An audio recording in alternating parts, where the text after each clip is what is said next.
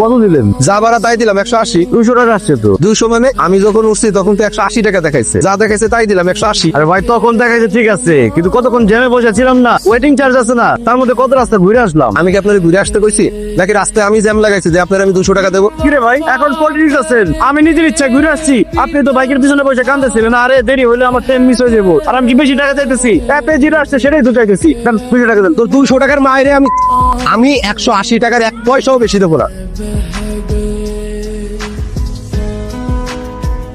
এই যে ভাই চলেন। কি হলো ভ্যান্ডামারা দাঁড়ায় আছেন কেন, যাবেন না? কোথায় যাবেন? ধানমন্ডি যাবো না। শিহাব না শিহাব হইব কেমনে, ও তো দুবাই থাকে। আমি বেশি বেশি ভাবতেছি। আচ্ছা ভাই যাবেন না কেন, কি সমস্যা? ভটভটি কি চলে না? ও বুঝছি, লেডি প্যাসেঞ্জার তো গার্লফ্রেন্ড মনে হয় লেডি প্যাসেঞ্জার উঠাইতে মানা করছে, তাই না? কোনো সমস্যা নাই, আল্লাহ পাক সমস্যা যেমন দিচ্ছে সমাধানও দিচ্ছে। এই যে ব্যাগ আছে না, মাঝখানে দিয়ে বসবো, চলেন। আপনার হেলমেট কই? কেমনে পরে?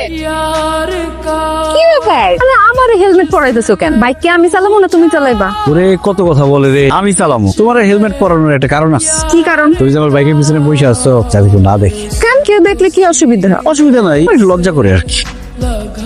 তোমার লজ্জা নিয়ে তুমি থাক। আরে কি হলো? এই জান্নাত, এদিকে কই যাও? জাহান্নামে। কি বলো? জাহান্নামের রাস্তা কি এদিকে নাকি? ওর বাবা, তাহলে আমি যাবো না। তুমি আমার সাথে ফাইজলামি করতেছো? অন্য কেউ দেখলে এত তুমি লজ্জা পাও, আমার সাথে যে তুমি প্রেম করো তখন লজ্জা লাগে না? নাকি এখন আর আমার তোমার বাইকের পিছনে উঠাইতে মন চায় না, নতুন কাউরে লাগবে? আরে কি উল্টাপাল্টা কথা বলতেছো? আমার বাইকে তুমি ছাড়া অন্য কোনো মেয়ে মানুষ উঠাইছে কোনোদিন? অন্য কাউরে উঠাইবে মানে? আমি তোমার সাপ সাপ বলে দিতেছি, আমি বাদে তোমার বাইকে অন্য কোনো মেয়ে মানুষ উঠাইতে পারবা না কিন্তু। আচ্ছা ঠিক আছে, আমার জীবনে তুমি ছাড়া কোনো মেয়ে মানুষ আমার বাইকে উঠাবো না। এখন তো দাও হেলমেট দাও, পরা দাও।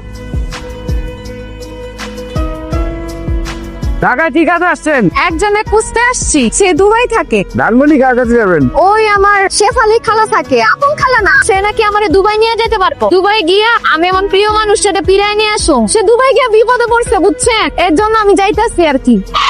কি কস তুই? শিহাব দুবাই যাইবো? শুধু সে একা যাইবো না তো, আমার ওর সাথে নিয়ে যাইব। কেমন কথা কস? তোর কি শিহাবের লগে বিয়া হইছে? বিয়া করে নাই তো কি হয়েছে, বিয়া করবো। আর তাছাড়া আমি আমার জামাইরও তো আর একলা পাঠাইতে পারি না, ওইখানে যা দেখা গেল কার না কার পাল্লায় পড়ে গেল তখন। মাইয়ার কথা সিরি দেখো, তোর মুখের মধ্যে লাশ শরম নাই? ওই সত্যি দুবাই যাইবো? আরে 1 মাসের মধ্যে ভিসা পাওয়া যাইবো। আমি কইছি আমার পাসপোর্টটাও জমা দিয়ে দিতে, দুইজন মিলে একসাথে দুবাই যাবো। তারপর তোমার ছেলের গলা ধইরা জাপটায় ধইরা তোমার ছবি তুলে পাঠামুনে। আবার বেলাস কথাবার্তা একদম মারুম তরে। খবরদার এই কাজ ভুলেও কইরো না। তোমার ছেলের এমন জাদু কর্ম, তারপর খালি বউয়ের কথায় উঠবো আর বসবো, তোমারে কিন্তু চিনবো না। আমার সাথে খাতির রাখো বুঝছো শাশুড়ি আম্মা? ওই যে আইছে।